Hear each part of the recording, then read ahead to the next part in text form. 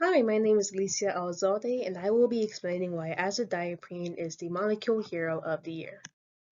Okay, first things first, a little bit of background information. Azathioprine has a molecular formula of C9H7N7O2S and has a molecular weight of 277.27 grams per mole. And right here we can see a lovely representation of this molecule. So azathioprine has some pretty cool physical traits. It usually comes in a solid form, typically as a pale yellow crystal. It has a melting point of 243.5 degrees Celsius and a boiling point of 685 plus or minus 55 degrees Celsius. It is generally insoluble, especially in water. However, it is slightly soluble in ethanol and chloroform and is pretty soluble in diluted alkyne solution. It does have some pretty interesting chemical traits and is in the chemical class pharmaceuticals.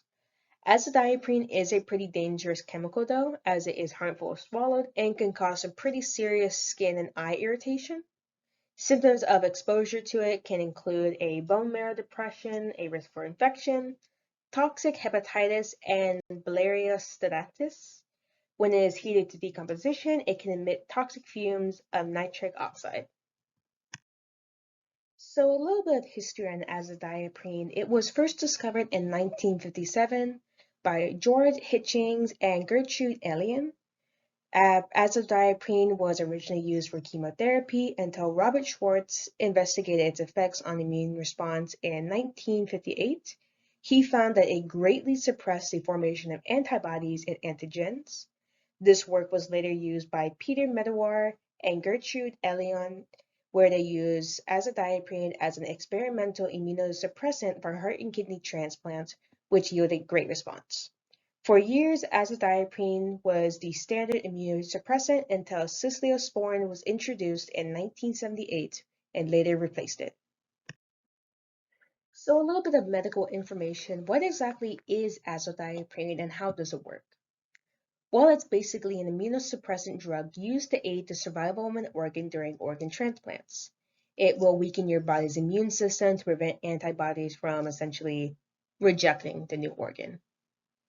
It is taken orally in tablet form, and while your white blood count and weight does determine your dosage, azathioprine is generally taken twice a day with a 50 milligram tablet.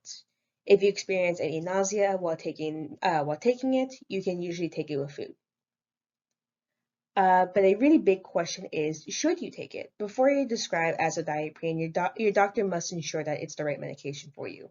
You shouldn't take it if you are pregnant or allergic to it, and you should inform your doctor if you've had any kind of kidney disease, viral, bacteria, or fungal infection, liver disease, or any form of chemotherapy.